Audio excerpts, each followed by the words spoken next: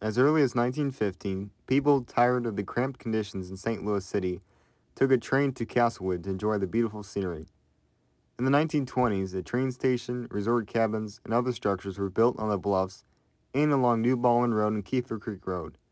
During the same time, other resorts along the Merrimack River began to merge in the surrounding area. You had the Union Electric Resort in Fern Glen, Times Beach Resort in Eureka, Famous Bar Outing Farm in Eureka, Silver Beach Resort in Fenton, and Lake Hill Resort in Valley Park. The most popular spot at Castlewood was Lincoln Beach, a man-made beach that was dredged by the Union Sand and Gravel Company. To access the beach, visitors had to take a ferry for 10 cents. The Missouri Pacific Railroad also had regular service from St. Louis to Lincoln Beach, allowing the resort to host around 10,000 visitors every weekend during the summer. Other structures that Castlewood had were a church, a store that sold gas called the Bose Store, a huge hotel called Lincoln Lodge that had a store along the river, and 250 cabins. There were several taverns as well. You had the Trees, Blind Kelly's, Castlewood Bar, Red Dog Saloon, Bill Britt's, Castle Bar, Crossroads, Hall's Tavern, and the Lone Wolf Club, which was a speakeasy. With the rise of suburbia in the 1950s, the resort's popularity began to wane, and the cabins became permanent residences. The hotels and many of the clubs burned down, and those that remained were either demolished or turned into homes.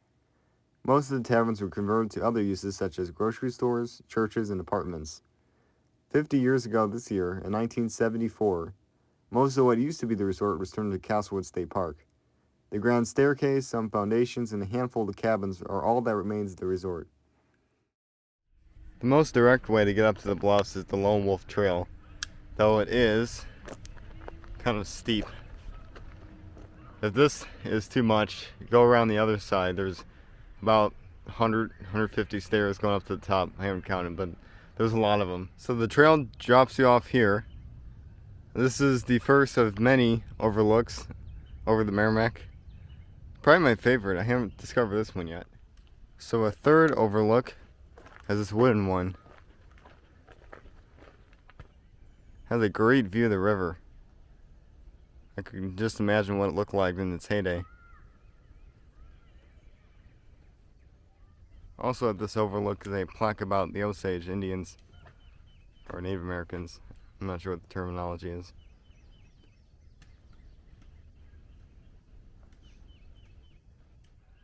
One thing to note is the field down there is where this trail drops you off at. From this wooden overlook, you can actually see ruins in the distance. That's what I'm gonna see next. Walking to the ruins is pretty easy. The main trail is off to the left, and then you got the side trail off to the right, and then you got this even more side trail off to the right as well. And here are the ruins. There's not much to them, as you can see. Looks like a foundation or what's left of it. It's probably a cabin or a bar that was out here during its heyday. No one knows for sure, but it's still something cool to see when you go here. As you walk to the top of the hill, you can see more ruins from the resort days of this park. So you have broken concrete, clay pipe fragments, and even a pipe itself. So there was probably a house here at one time. As you get higher up on the hill, the trail splits again. The one on the right is the more easier one, and the one on the left is the more steeper one. At the trail split, you can see this old pipe sticking out from the ground. This is more than likely either a water pipe or a sewage pipe. As you're walking down the easier trail, you can actually see the remains of a staircase. So there definitely was a house up here at one time. After a while, the steeper trail and the easier trail connect. And if you want to find the big ruin that everyone talks about that's here at this park, continue right. So here's the big ruin. From what I've heard, is a water reservoir for the houses that were up here. It had a wooden roof originally, but the roof's gone now. You can actually walk right up to it.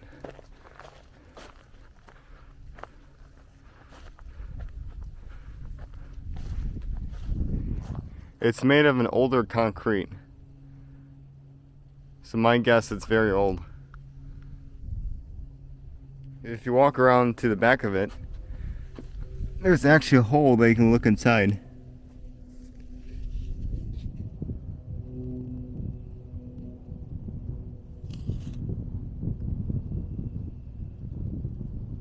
There's nothing really in it anymore. At locator B, the trail suddenly turns to the right. My guess is because the trail used to go straight, but it eroded away, and they closed it off.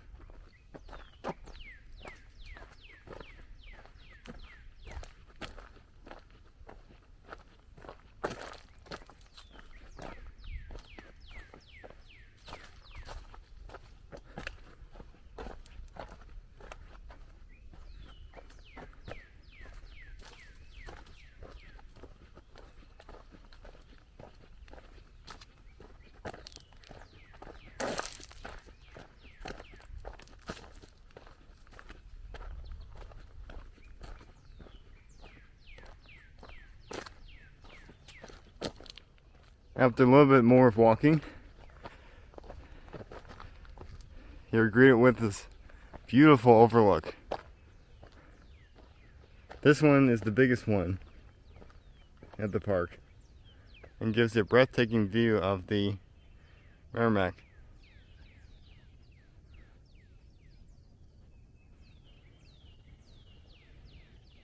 The overlook continues this way. Over here is a bench if you want to sit down. The view from this overlook is beautiful, but you have to be very careful because you can get very close to the edge like I am.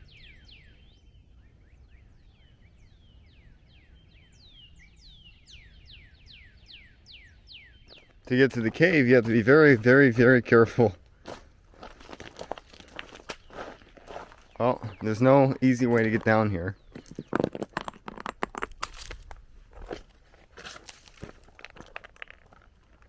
And then it's right there below me.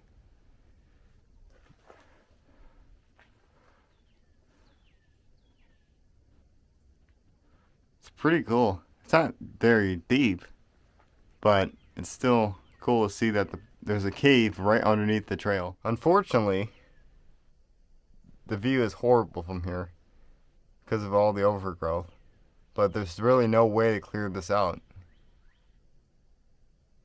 Just up the trail from the cave is yet another overlook. I think this might be my favorite view.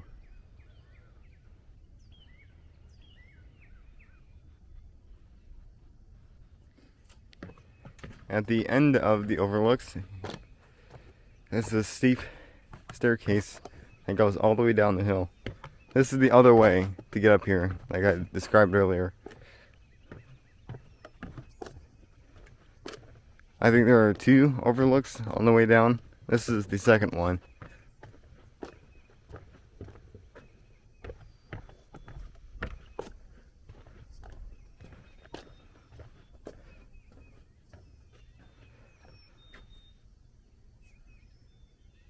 From here you can really see the railroad tracks going out in the distance. Pretty cool view that I never knew was here before now. Something I noticed today is this old power line pole. There is a street in the distance called Castle Cliff Drive with houses on it. And those houses are more than likely old resort homes. So I'm wondering if there's more resort homes coming down here to the river. They're all gone now, and this power pole is what's left of them. There are flat areas like up here that you can take a break on. But for the most part, it's a windy, curvy path all the way down with a plaque on the way about the park's history, which I find cool.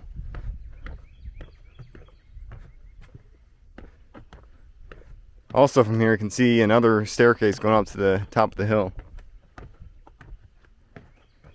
So here's the plaque about the park's history. It was developed around the same time Times Beach was, which is a cool, interesting fact. Also includes some really cool pictures of it. This is the kind of thing I want to see it back in the future. So here's another view of the grand staircase. This is more than 100 years old according to the sign, and it led visitors from the train station at the railroad tracks all the way up here to the hotel. Here's a view of the other staircase. I can see why they're saying it's not safe for visitors. It's pretty much caving in on the left side. Near the bottom of the staircase, you can see the vast ruins of another building. I'm not sure if this was the train station, a house, or the hotel. Been wondering that for years. It's still cool to see it. Something I find interesting about this park is this 1930 culvert that goes underneath the tracks to the other side of the park. Looks like it's leaning to the side. So this is what the trail looks like at the base of the hill. You can actually see this from the bluffs and turn spots when the trees aren't that full. From this trail you can see the bluffs, which is kind of cool. They're way up there, and when people are up there you can actually wave to them. After a while the trail forks to the right and leads you to this open field. This leads you to the edge of the river, which I mentioned when I was up on the bluffs, because you can actually see this area from up there. So from the warning signs at the entrance of the trail, you have this great view of the bluffs. You can actually see some of the overlooks from back here. Not far from the entrance to the trail, there's this little path that leads right to the Merrimack. Now you have to be careful because you're literally on the Merrimack. Erosion has taken away the bank, and this path is pretty much hanging over the river. From here you can have this nice view of the Merrimack. I mean, I'm probably 4 or 5 feet above it. As you're walking along the trail, the trees open up and give you this awesome view of the Merrimack. You can actually see the bluffs from down here.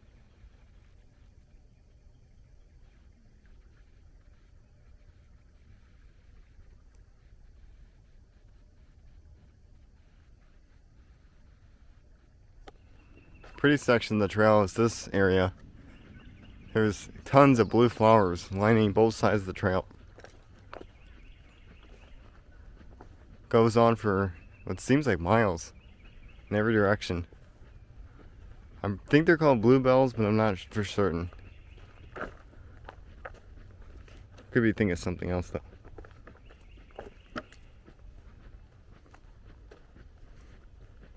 Hard to see through the trees, but there's a Union Pacific train going through goes down to Marshall's.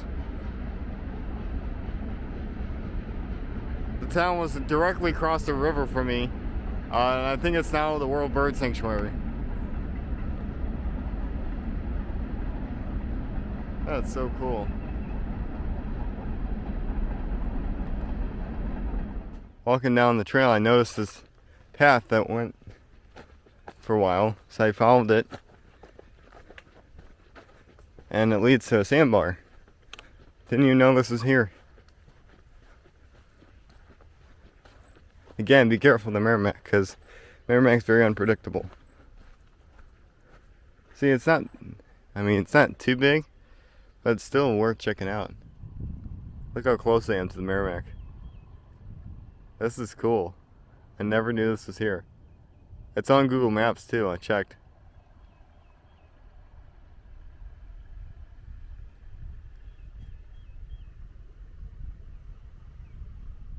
So after about 1.5 miles of walking, that's the distance from here to the culvert, you end up at the end of Kiefer Creek Road, which if you don't want to go back all the way around, you'll have to follow up the road to the parking lot. So coming up on the left are ruins of either a water reservoir, another one, or a house. Not sure which one it was, but based on the immense size, I would guess water reservoir. You can see a little bit on the left here. This is about not even 100 feet down from the end of Kiefer Creek Road. There's two sets of them, one over here and then one farther down the trail. To get to them, you have to climb through the woods a little bit.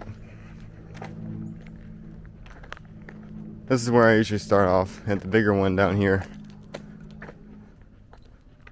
So all you have to do is follow this beaten path up here.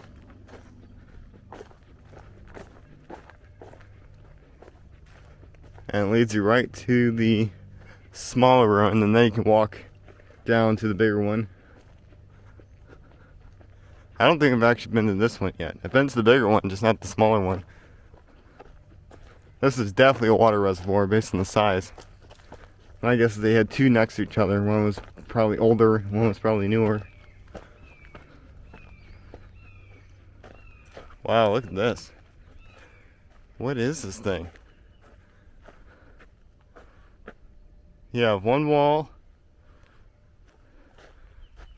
another wall, and then a third wall. I can't imagine what this could have been. So here's a better angle of it.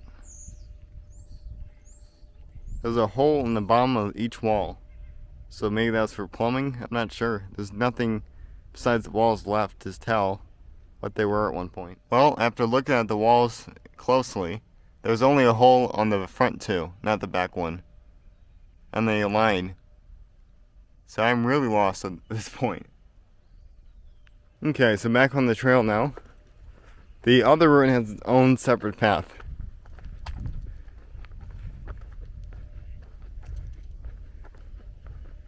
And this is it. It looks like it actually has two. Huh. Okay. Well, I'm just gonna pick one.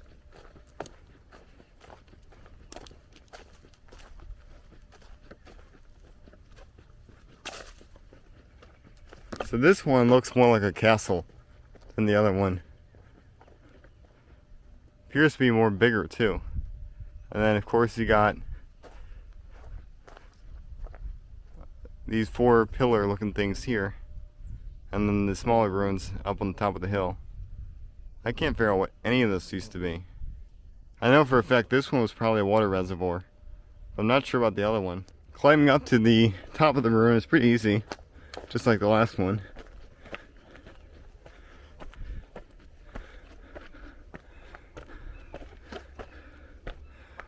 And here's the top. You can either climb down below, or you can go through the top. This is what it looks like below. There's not really a whole lot to see down here. To climb onto the ruin, all you have to do is just carefully throw your leg up and you're up here. Not sure what any of this stuff used to be. There's all kinds of different concrete segments to it. Most of it's overgrown though. So there's probably more underneath that we can't see now. And then over here you can see a pathway to the other ruin, which is something I didn't see before. This is where you can potentially climb down to the bottom, but I wouldn't recommend it because it looks pretty steep. And there really isn't a whole lot to see down there. The top of this is pretty peaceful.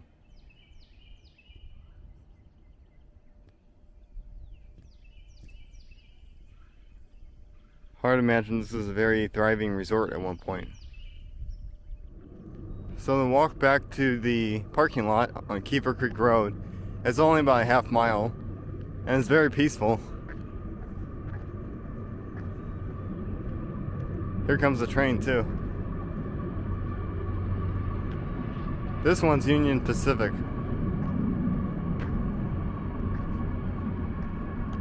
Right before you get to the Union Pacific Bridge over the road, there's an old parking lot.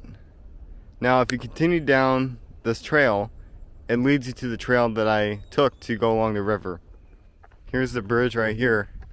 It was built in 1930 by the Missouri Pacific Railroad and was acquired by Union Pacific when it merged with Missouri Pacific, I think in the 80s or 90s. You can actually see an old lettering on the side of the bridge. It says Route of Scenic Limited.